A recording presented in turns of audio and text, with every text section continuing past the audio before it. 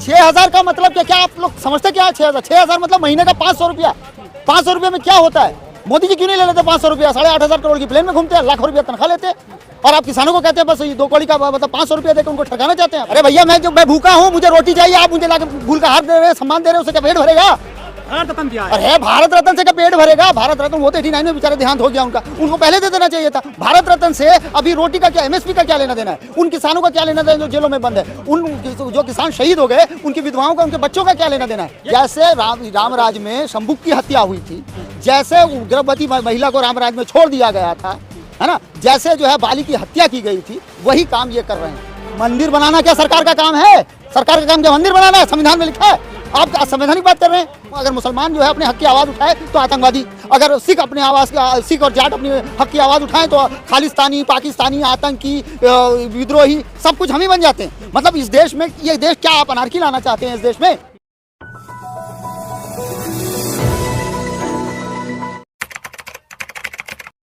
ये तानाशाही बिल्कुल आप समझ लीजिए। सिंघोल की स्थापना के बाद मोदी जी जो हैं भारत को हिंदू राष्ट्र बनाने की तरफ, पूंजीपतियों की तरफ ढकेलने की तरफ पूरी तरह से अग्रसर हैं। जैसा कि उनके गुरु गोलवालकर जी ने अपनी किताब बंच ऑफ थॉट में लिखा था, उसी चीज़ को वो यहाँ पे लागू कर रहे हैं कि 5% लोगों के पास देश की तमाम संपदा को देकर भारत को तोड़ने की पूरी प्लानिंग उनकी हो चुकी है। किसानों को 6,000 रुपए दिए जा रहे हैं प्रति वर्ष। इसके अलावा 6,000 का मतलब क्या? आप लोग समझते क्या है 6,000? 6,000 मतलब महीने का 500 रुपया। 500 रुपये में क्या होता है? मोदी जी क्यों नहीं ले लेते 500 रुपया? 8,500 करोड़ की प्लेन में घूमते हैं, लाखों रुपया तनख्वाह लेते हैं, और आप किसानों को कहते हैं बस ये 2 कौड़ी का मतलब 500 रुपया देकर उनको ठगाना चाहते हैं। आप क्या कहना क्या चाहते हैं? भारत रत्न दे दिया चौधरी चरण सिंह को, जो किसान नेता है। अरे भैया, मैं भूखा हूँ, मुझे रोटी चाहिए, आप मुझे लाके फूल का हार दे रहे हैं, सम्मान दे रहे हैं, उससे क्या पेट भरेगा? भारत रत्न दिया है। अरे भारत रत्न से क्या पेट भरेगा? भारत रत्न वो तो 89 में बेचारे देहांत हो गया उनका, उनको पहले दे देना चाहिए था। भारत रत्न से अभी रोटी का क्या, एमएसपी का क्या लेना देना है? उन किसानों का क्या लेना देना जो जेलों में बंद है? उन जो किसान शहीद हो गए, उनकी विधवाओं का, उनके बच्चों का क्या लेना देना है? ये किसान नहीं है, ये तो आंदोलनजीवी है। किसान खेत में काम कर रहा है। आपके कहने का मतलब हुआ, मोदी जी के कहने का मतलब, आप जैसी गोदी मीडिया के कहने का मतलब ये हो गया कि हम लोग जो है, जो अगर मुसलमान जो है अपने हक की आवाज़ उठाए तो आतंकवादी, अगर सिख सिख और जाट अपनी हक की आवाज़ उठाएं तो खालिस्तानी, पाकिस्तानी, आतंकी, विद्रोही, सब कुछ हम ही बन जाते हैं। मतलब इस देश में, ये देश क्या आप अनार्की लाना चाहते हैं इस देश में? इस देश में आप क्या अनार्की लाना चाहते हैं? क्या मिलेगा दिल्ली में अगर किसानों को? क्या आकर मिलेगा? ये दिल्ली क्या किसका है? दिल्ली हमारा है। दिल्ली की आज दिल्ली खड़ी है तो किसानी की बदौलत खड़ी है। आम आदमी को दिक्कत होगी इससे। आम आदमी का मतलब क्या? किसान क्या आम आदमी नहीं है? किसान अगर ये अनाज न उगाए तो आम आदमी तो मर जाएगा। अपने राज्यों में आंदोलन करें वो। राज्यों में क्यों? हम दिल्ली आएंगे ना भाई, हमने वोट दिया था, यहाँ की सरकार बनी है, वो हमारे वोट से ही तो बनी है। तो जब वोट दिया है वो, तो अपनी मांग लेने नहीं आएगा। एमएसपी का गारंटी कानून जो है संसद में बनेगा ना। जब चुनाव आते तभी आते हैं आप। क्या चुनाव क्या? 2020 में कोई चुनाव था? उस वक्त हम आए थे, चुनाव के बाद ही तो आए। जब ये 3 काला कानून लेके आए तो हम लेके आए, वही पार्लियामेंट को हक करके बनाया था। वो माफी मांगी मतलब झूठे घड़ियाली आंसू बहाकर। मंदिर बन गया है, जय श्री राम की बात करिए, कहाँ आंदोलन करने चल दिए हैं? मंदिर बनाना क्या सरकार का काम है? सरकार का काम क्या मंदिर बनाना है? संविधान में लिखा है। आप संवैधानिक बात कर रहे हैं। आर्टिकल 51A साफ तौर पर कहता है कि आपको वैज्ञानिक और ये तार्किक बातों को बढ़ावा देना है, पत्थर में प्राण प्रतिष्ठा करना नहीं। मोदी है तो मुमकिन है, मोदी जी चाहेंगे तो जाकर पत्थर में भी प्राण प्रतिष्ठा कर देंगे। है सभी की उसमें मंदिर में, में राम है ना, रखो आप आस्था है। राम के छोटे बच्चे हैं जिनको पकड़ के वो ला रहे थे। राम के पहले नहीं थे। 2 साल का इंतजार खत्म कर दिया। क्या? वो तो सुप्रीम कोर्ट ने खत्म किया, मोदी जी ने खत्म किया कि सुप्रीम कोर्ट ने खत्म किया? पहले आप डिसाइड करके बताओ। सुप्रीम कोर्ट ने खत्म। मोदी जी गए प्राण प्रतिष्ठा में, कोई नहीं गया। अजीब बात है, पूरे मंदिर थे, इतने लाखों लोग थे वहाँ पे, हजारों लोग थे। अब से पहले कितनी सरकार आई तब बना था मंदिर? तो सरकारी का मंदिर बनाने के लिए आती है, सरकार का ये काम ही नहीं है।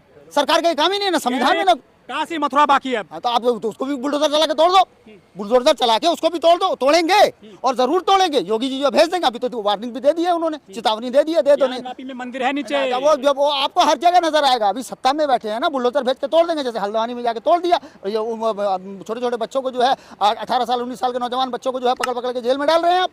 5,000 लोग एक साथ जो है पर जो हमला कर दिया था, उन पर FIR हो गई। मतलब कौन सा ये जंगल राज चल रहा है? सच्चा मनुवादी राज्य बोलिए। हाँ, राम राज। जैसे शंभुक की हत्या हुई थी, जैसे रामराज में शंभुक की हत्या हुई थी, जैसे गर्भवती महिला को रामराज में छोड़ दिया गया था, है ना, जैसे जो है बाली की हत्या की गई थी, वही काम ये कर रहे हैं। जय श्री राम बोलिए। क्यों बोलूं भाई, क्यों बोलूं मैं? आप राम को नहीं मानते? कौन राम? राम तो कई है। पेरियार वाले राम को मैं मानता, जो पेरियार रामास्वामी नागौर ने सच्ची रामायण लिखी, वैसे राम को मैं मानता अयोध्या हूं। वाले राम को बोलिए। अयोध्या तो है नहीं, अयोध्या वो तो साकेत है, उसके बाद फैजाबाद बना। आप कोर्ट का आदेश नहीं मानते? मैं वही तो कह रहा हूँ, कोर्ट ने कहा ही नहीं, 1013 पेज में कोर्ट ने तो कहीं कहा ही नहीं वहाँ कोई पैदा हुआ था, कोई डेटी पैदा ही नहीं हुआ था। आप कमर कस लीजिए, ज्ञानवापी का मैटर चल रहा है। नहीं वो तो कुछ भी हो, देखिए हिंदू राष्ट्र चल रहा है, हिंदू राज चल रहा है, मुसलमान हम यहाँ थर्ड क्लास सिटीजन है ना, तो वो ज्ञानवापी को भेज देंगे, वो बुलडोजर भेज देंगे, बुलडोजर भेज के तोड़ देंगे, क्या कर लेंगे आप? तो हम कुछ नहीं कर पाएंगे, हम सिर्फ तौकीर रजा कह रहे हैं कि हमने बाबरी जो शहीद करा दी, लेकिन ज्ञानवापी को नहीं देंगे, कैसे रोकोगे? देखिए तौकीर रजा बेचारे अपनी एक नाकाम कोशिश करने में लगे हैं, लेकिन वो शायद कामयाब नहीं होंगे, फिर भी ये भेज देंगे, वो योगी जी अपने बुलडोजर को भेज देंगे। देखिए पहले क्या था, 1992 में जब बाबरी मस्जिद को शहीद किया गया था, तो उस वक्त कार सेवकों ने ये काम किया था। अब वो जो कार सेवक थे, अब वाजपेयी जी के दौर में जो है वो सब आज वो प्रशासन में और कोर्ट में पहुंच चुके हैं। अब इन दोनों जगह से आराम से हो जाएगा, रात के अंधेरे में जाएंगे, तोड़ अडवाणी देंगे। जी को मंदिर बनाने की वजह से भारत रत्न दे दिया गया है। मंदिर बनाने की वजह से या जिन्ना के मजार पर जाके ये कसीदा पढ़ने की वजह से? यात्रा निकाले थे अडवाणी। नहीं, मैं ये कह रहा हूँ, इसीलिए उनको बुलाया भी नहीं गया ना, उनको इनविटेशन भी नहीं दी गई, राष्ट्रपति को भी इनविटेशन नहीं दिया गया है ना, इसी वजह से ना, ये सम्मान है। पाकिस्तान में जो जाके जिन्ना की मजार पर रो के आए थे, वो इसलिए जो है उनको भारत रत्न दिया गया। बीजेपी सबका साथ सबका विकास का काम कर रही है। सबका विनाश कर रही है, सबका विनाश, मणिपुर में विनाश, यूपी में विनाश, हर जगह विनाश ही विनाश, बेरोजगारी में विनाश। सबको दे दिया भारत रत्न, 5 लोगों को दिया गया है। किसी का पेट भर रहा है, किसी का भारत रत्न से पेट भर जाएगा? अब से पहले अधिकार दो। बात हो तो वो 10 साल रह गए, ये मोदी जी से पूछना चाहिए ना, आप मुझसे क्यों पूछ रहे हैं? आप मोदी जी से पूछो ना, ये भारत रत्न देने का टाइम है या आपका जो डैमेज हो गया उसको क्लियर करने का टाइम है? जो वहाँ पे यूपी में जो शिक्षक जो है भर्ती होना है, उनको नौकरी देने का टाइम है। 25 करोड़ लोग गरीबी रेखा से ऊपर कर दिए हैं मोदी जी ने। 82 करोड़ लोग तो आज भी 5 किलो राशन पर आश्रित है। 82 करोड़ लोग जिस देश में 5 किलो राशन पर आश्रित हों, उनको आप क्या कहोगे? ये तो उनका बड़ा दिल है सरकार क्या का। बड़ा दिल है? 82 करोड़ लोग केवल 5 किलो राशन पर आश्रित है, उसमें से भी कितने को मिलता है, कितने को नहीं मिलता। वैसे ही जैसे 15 लाख रुपए का आदमी के अकाउंट में आना था, वही वाला बात है। झुट्टे हैं मोदी जी। 400 के पार जाएगी इस बार भाजपा। 500 की पार हो से जब तक ईवीएम है, ईवीएम ही सबकी जड़ है। ईवीएम आज की मनुस्मृति है, जिसके जरिए से ब्राह्मणवाद और ये जो मनुवादी लोग हैं, आरएसएस बीजेपी उसको चला रही है। क्या दिक्कत है ईवीएम से? ईवीएम गणतंत्र की हत्या किसी भी देश में नहीं है, सिवाय भारत के। आपकी हार की बौखलाहट है ये। नहीं, वो हमारी कोई हार की नहीं, हम तो ये ईवीएम से किसी भी मशीन से नहीं कर सकते। खुद डॉक्टर सुब्रमण्यम स्वामी, जीवीएल नरसिम्हा राव और लाल कृष्ण आडवाणी, भारत रत्न लाल कृष्ण आडवाणी इसका विरोध कर चुके हैं। क्या आप ये बात नहीं जानते? आप सबूत तो देते नहीं। उन्होंने दिया सबूत। जीवीएल नरसिम्हा राव की किताब है डेमोक्रेसी एट रिस्क, जिसका जो प्रीफेस है लाल कृष्ण आडवाणी ने लिखा था। अब भूल जाते हैं इस बात को। ईवीएम गणतंत्र की हत्या है।